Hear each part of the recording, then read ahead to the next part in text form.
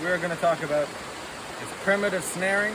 So step one, if you're going to make a primitive snare, you're going to find a game trail. So game trail is pretty much just any path, usually they're very narrow. An area where animals such as rabbits, deer, bears walk on a daily basis.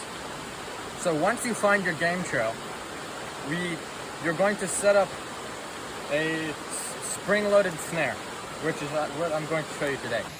Okay, so today for all the traps and gear we're having today, all we're using is a fixed blade knife, 3-inch blade, 4-inch blade, great solid knife,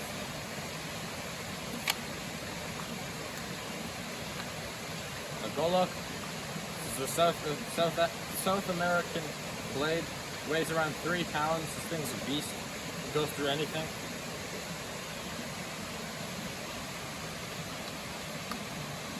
Revolver, you gotta have one. And in terms of other gear, all we have today is around 6 feet of 550 paracord. Okay, so the beginning pieces of our spring-loaded snare are going to be around small sapling, around an inch thick sapling, just like this one right here. This is to make this trigger system of our snare. So let's just cut this down.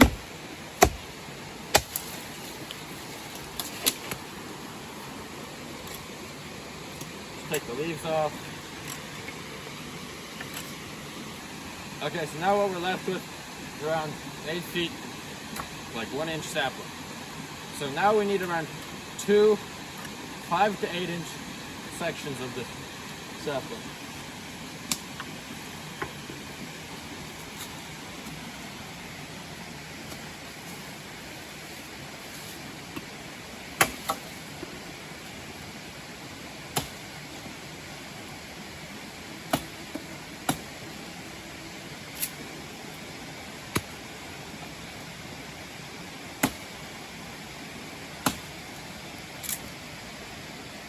You're going to want one of these pieces longer than the other, enough that you can bury it into the ground at least halfway.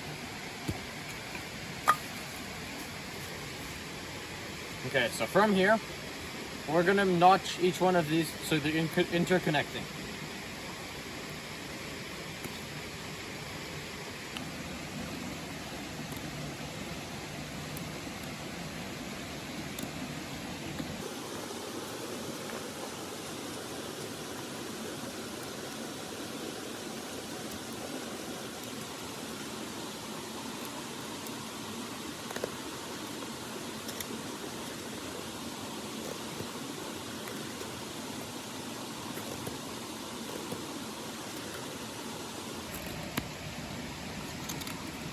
Okay, so you can see where I'm going with this.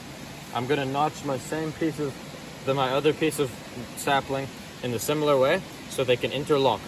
Okay, so now that we've notched this piece of sapling, as you see here, we're going to sharpen the end of this stick so that we can hammer it into the ground as a peg to support the entire trap system.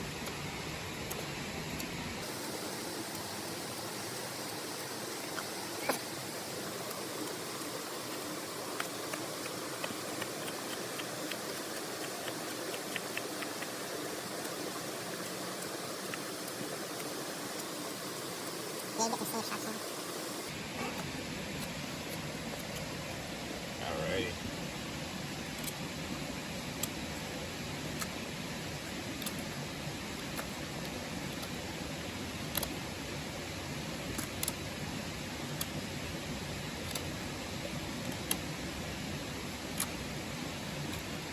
Okay, so now that we've sharpened the end, this piece of our trigger system is complete.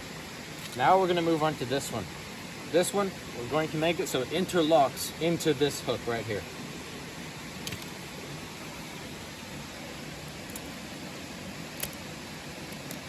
First, I'm going to flatten this end here.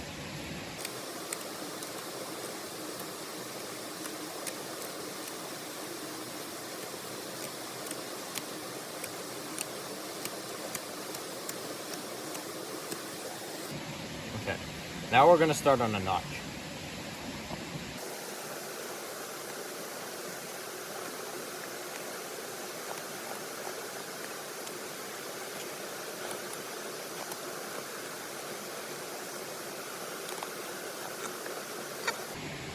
Okay, so now I've notched this one so it interlocks with this one. So now you can kind of see how this is coming together. We're gonna hammer this into the ground, just like that. We're gonna notch right here, tie a string to it. Say there's a snare right here. We're gonna tie the string to this, so it's attached to the snare. And if you don't know what a snare is, I'll also explain that very soon. Tie another piece of string right here, up to a bent sapling. So this is now a spring-loaded system. So when the animal goes through the snare, gets caught, it's gonna release this, and the sapling is gonna pull them up. This meta pretty much hangs the animal and very quickly kills the animal. It's quite humane. It pretty much breaks their neck instantly. Okay, so now what we're gonna do, say this is a game trail, right? So you can tell this is a rabbit trail because it's very narrow and the branches very low above it aren't broken. See, if there are branches only 2 feet above it that aren't broken, that means it's not a deer trail. If it was a deer trail, all those branches would be pushed out of the way or broken. Okay, so say there are branches right around here, you know it's a rabbit trail. You're gonna hammer this into the ground right around here.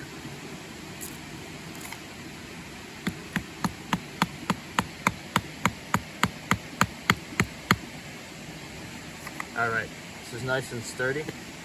So now what we're gonna do is we're gonna find a sapling relatively near to our snare location. There's this big mountain laurel right here, this is what I'm gonna use today. So now I'm gonna get my rope.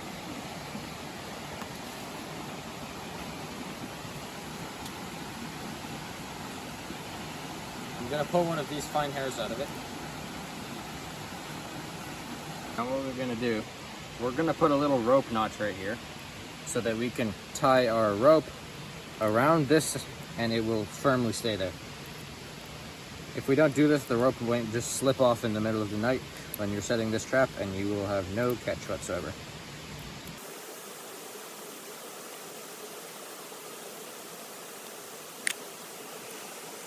Okay, so now, as you see, I've notched this thoroughly so that the rope's not going to slip over this anytime soon. So now what we're going to do, we're going to get our inner strand of our 150 paracord. We're going to make a slip knot.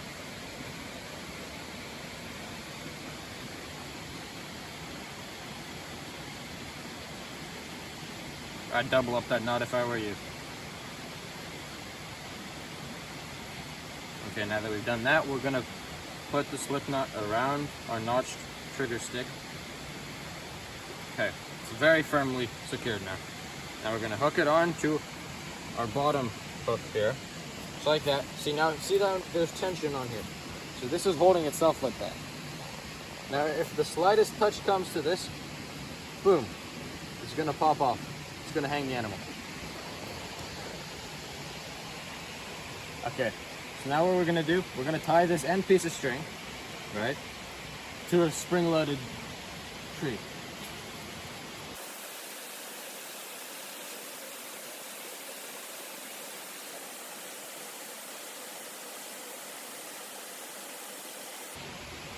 Alrighty. Okay, so now what we're gonna do, now that we know this all works, we're going to do another string notch right around the center of our trigger stick.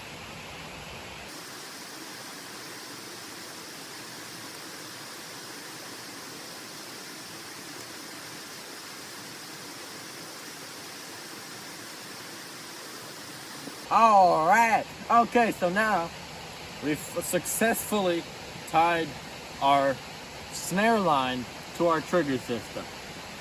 At last. Okay. Now what we're gonna do, we're gonna make a snare out of this. So pretty much, there are a whole lot of slip knots in this one. You just make another freaking slip knot.